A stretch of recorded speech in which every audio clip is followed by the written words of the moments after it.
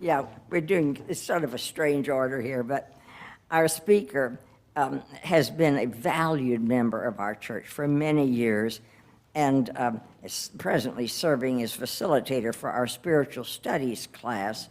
He began as Presbyterian and lodged long among the Episcopalians, and as a devoted student of religion, he completed a 4-year theological study program sponsored by the School of Theology of the University of the South, and his abiding interest was sparked by a spiritual experience which was described in his book, as you see, Pathways to Awareness. And it is such a pleasure to introduce my friend David Keel.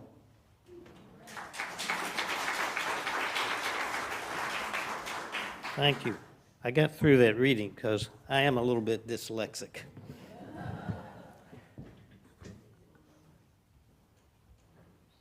And we do have the spiritual studies class. John was a member. Every Sunday he came after Gwen died. And we loved having him, and he always asked questions that made us think. But if you like this topic that I'm talking about today, you can join the spiritual studies in Channing Room Sunday mornings at 9:30, and today we had 10 people. We average about a dozen people. So the topic is awakening to your true nature, or we might call it mystical wokeness. Life is short. Question is, what are you going to do about it? Is there anything you should be doing? The mystics, including Ralph Waldo Emerson, who was a Unitarian minister in 1829 for a few years, say the point of life is to awaken to your true nature, which was what the reading was about. So what is your true nature? Well, I'll tell you a story. There was these two caterpillars, and they were walking along the ground, and a shadow came over them. And they looked up, and it was this beautiful butterfly. And one caterpillar said to the other one, "You'll never get me up in one of those things." So sometimes we don't know what our true nature is. St. Augustine, which is interesting, Christian, wrote, "Men go abroad to wonder at the heights of the mountains, at the huge waves of the sea, at the long courses of rivers, at the vast compass of the ocean, at the circular motions of the stars, and they pass by themselves without wondering."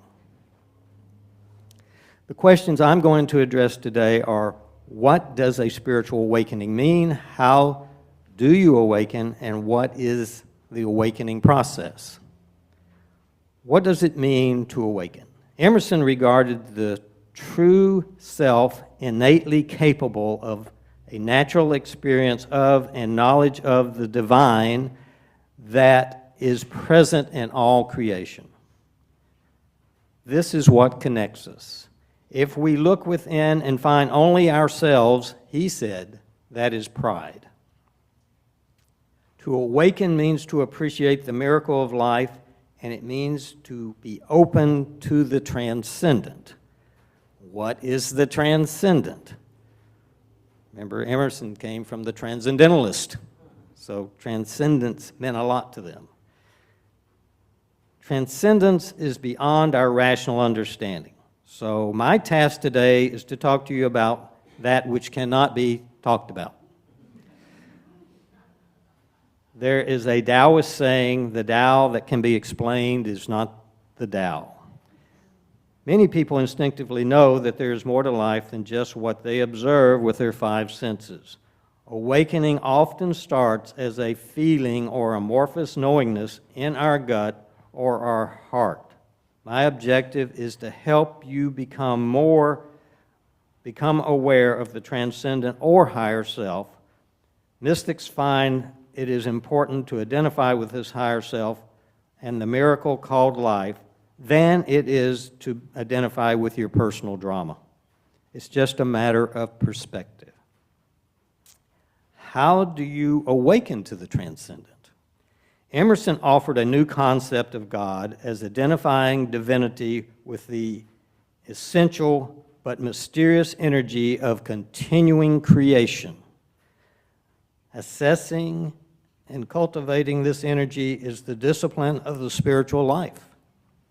By experiencing and reflecting on the natural world, people can cultivate an inwardness that will keep them in touch with their inherent divinity. Emerson wrote of his mystical experience, and I'll say this, John Cooper had a mystical experience also, similar to what Emerson's talking about. He said, "All mean egoism vanishes. I became a transparent eyeball. I am nothing. I see all. The currents of the universal being circulate through me. I am part of God." John would not have agreed with the part that I am part of God. He didn't really know what it was that he experienced. But he talked about it all the time. A crucial part of awakening to the transcendent is to begin trusting that somehow life knows what it's doing and life is your ultimate teacher. Carl Jung said that the major question in the second half of our lives is whether the universe is friendly or not. What he was really meant was whether life has meaning or not. You might ask, how can you trust in a life that puts you in the absurd position of being born out of the infinite to live a finite, short life on earth, which is often brutal and painful, and then you go back to the infinite? This is the mystery and the miracle of life that is lovingly embraced by the mystic. To welcome that which you have no control over is to be open and trusting to the transcendent. A good place to start is the realization that from our finite perspective, we are shaped by forces so unfathomable that rationality attempting to control and understand the mystery of our existence is futile. As Tolstoy said, the only thing that we know is that we know nothing, and that is the highest flight of human reason. How we deal with this mystery is how we see the world. Ecclesiastes chapter 6, verse 12. For who knows what is good for a man in life during the few meaningless days he passes through like a shadow? Who can tell him what will happen under the sun after he is gone? Existentialist angst results from viewing this futility as a bad thing. There's a Yiddish saying, to a worm in horseradish, the whole world is horseradish.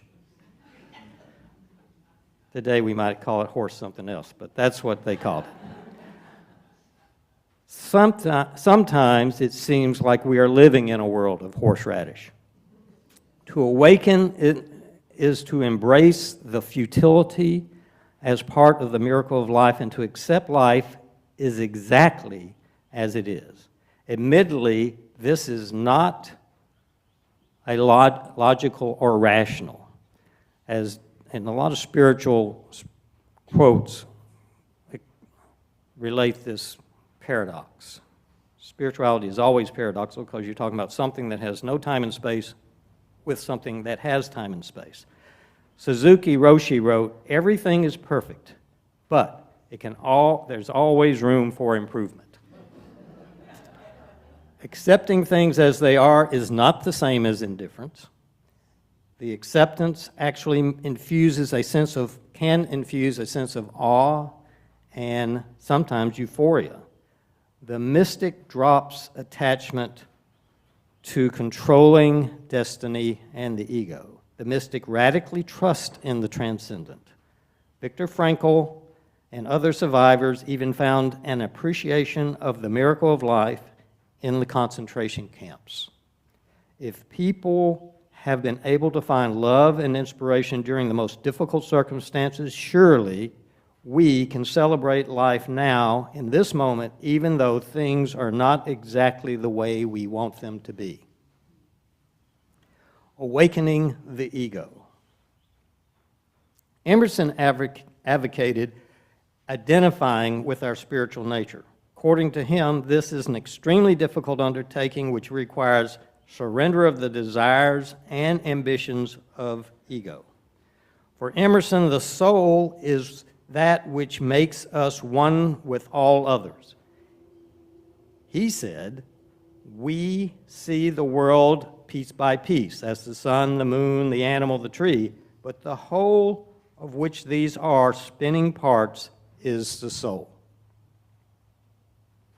Some acts connect us to the whole, and some acts diminish us by separating us from the essential energy of life. To emphasize personal comfort and advantage over others carries a cost, which is to diminish the significance and value of life. That's a very UU concept. There are many different ways to define ego. One way mystics define ego is as a sense of separation of oneness. Often, ego's response to the idea of being detached from the world of pain and suffering is, so I'm supposed to sit in a cave and watch the world go by unconcerned about human suffering? Well, perhaps that's your calling. I don't think there's anybody in this room's calling. An equally valid response is social activism. If you felt a kinship with all that is, wouldn't you want to help that which is struggling?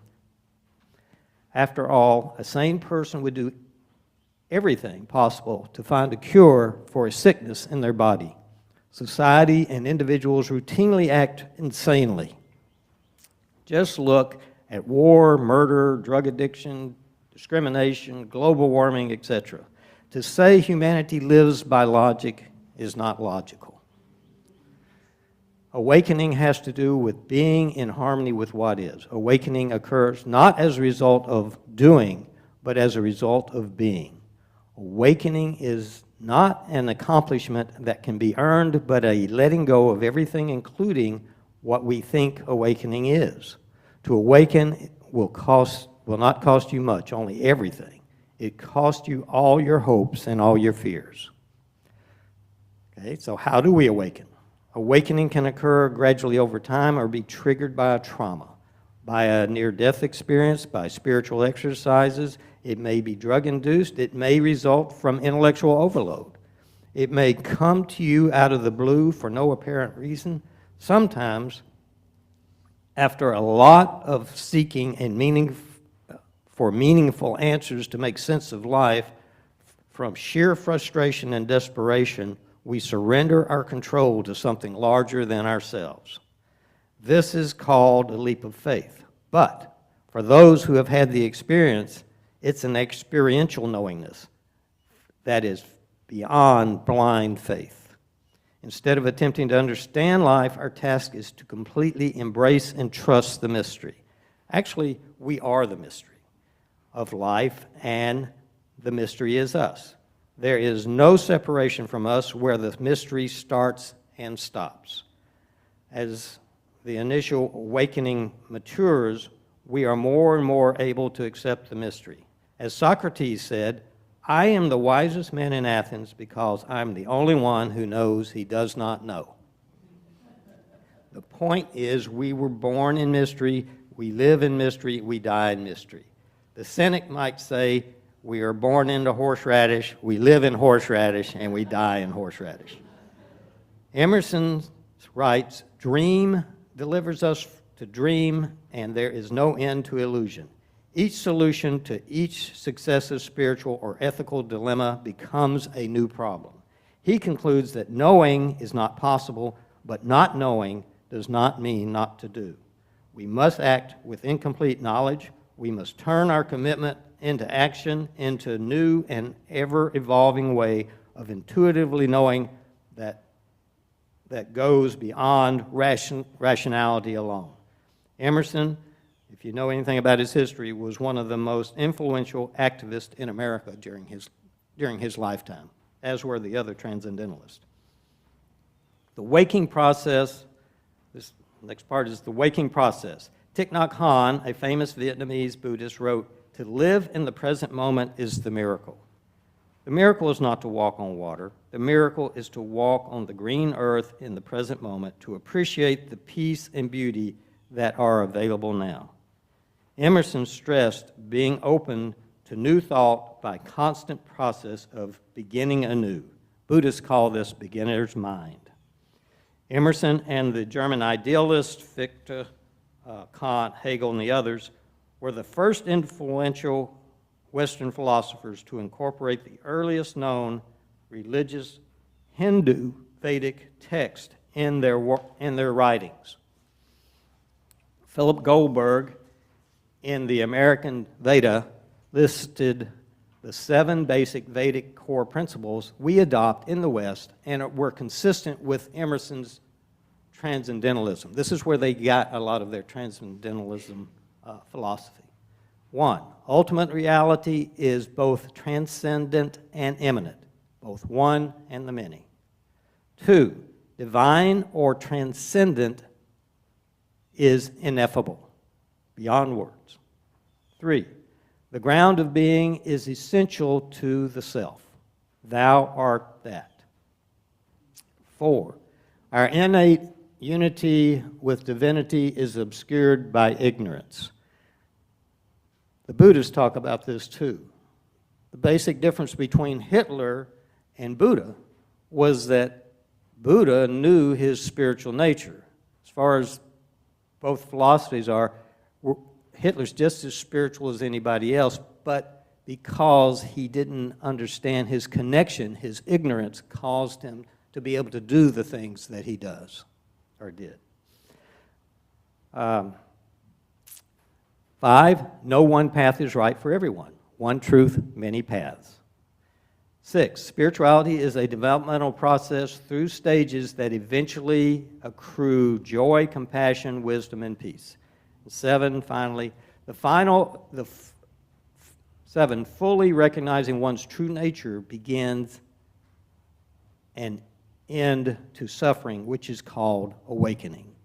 This does not refer to physical suffering. It's referring to our attachment to psychological and mental suffering. There is no one way of approaching awareness that is right for everyone. We are all at different places and paths and all have different preferences and abilities. 4 methodologies becoming aware of the transcendent based on one's personal preferences is described by the yogis in their tradition. Karma yoga increases awareness through good works. Jnana yoga is an intellectual way through study and reading. Bhakti yoga concentrates on love and devotion. And the 4th, Raja yoga, known as the high road, where the transcendent is intuited through meditation and contemplation. My view is the 3 encapsulate the mystical journey. 3 points encapsulate the mystical journey for me. First is either you intuitively know or don't intuitively know that you are part of something larger than yourself. The Indian mystic Kabir said, "I glimpsed it for 15 seconds and I became a servant for life." His point is that the mystical journey is an experience that transcends our intellect. For the mystic, reason makes a wonderful servant, but a poor master. Once we glimpse the divine, Kabir said, it is the intensity of the longing that does the work. There is nothing I can write or say that will convince you that you are on a spiritual journey. The intensity of the journey does the work. Reminds me of kind of like a musician. Some people are musicians. I don't care what you do to them, they're going to be musicians, and they know that. The mystic has that same sense. There are some musicians who are mystics. There's a lot of them who aren't. This is a gut or heart process. Those who have experienced oneness describe it as more substantial and permanent than our temporary existence on earth. We physically live for an instant in time and space, whereas the transcendent experience reveals an eternity that is timeless and spaceless. The altered state of consciousness has been described by mystics since the beginning of recorded history and is a constant universal theme that crosses all societies and religions. Christians have Christian mystics. Jews have Kabbalists. Muslims have Sufis. Buddhists have Zen. Hindus have yoga and Vedanta traditions. Second point is, if we are part of something larger than ourselves, then we need some way to know how we should live our lives. Without communication with our higher self, then if we can't communicate with it, then we're no better off than if we didn't have a higher self. The mystics say, by being aware of the transcendent, you have the possibility to live in harmony and in love with it and live your life that way. Mother Teresa said, what matters is not what you do, but the love you put into the doing. And the third point is, if you are connected to something larger than yourself, and we need to know how to live in harmony with the transcendent, then our job is simple. We live by what we intuit to be true. This has nothing to do with how society defines morality. We need to let go and trust completely in our sense of awareness that it will guide us. For me, this is the only game in town that really matters. The bottom line is trusting in the miracle of life. There are 5 evolutionary, individual, and societal levels of consciousness discussed by a variety of writers and developmental researchers. Number 1 is egocentric. The second one is group-centric. We have a tendency to call them fundamentalists, but they expect their members to march blindly in lockstep together with their beliefs. For me, any belief that cannot be questioned is questionable. 3, for those who are logic-centered, which we have a lot of those in UU, logic trumps everything else. This seems unreasonable to me because we always have limited knowledge. 4, which is UU, postmodernist liberalism emphasizes human ethics, values, morals, often without a transcendent component. And then 5, the cosmic-centric mystic says, trust in the miracle of life and being in the moment. There is a directionality to existence that is evolving to a more conscious state of wakefulness. Teilhard de Chardin wrote, evolution is consciousness becoming aware. Martin Luther King said that the arc of the moral universe is long, but it bends towards justice. For those who have had a mystical experience, no explanation is necessary. For those who have not, no explanation is possible. To be in harmony with what is love. To be in harmony results in a life of what the Buddhists called right action. So I'll leave you with 3 of my favorite quotes. I've already given you a bunch of them, but here's 3 more. Mahatma Gandhi said, everything we do is insignificant. It's just very significant that we do those things. There's a Hindu saying, love says I'm everything. Wisdom and intellect say I'm nothing. Between the two, my life flows. And we'll go back to St. Augustine again. What does love look like? It has hands to help others. It has feet to hasten to the poor and needy. It has eyes to see misery and want. It has ears to hear the sighs and sorrows of men. That is what love looks like. For me, the mystical awareness is what love looks like. Thank you.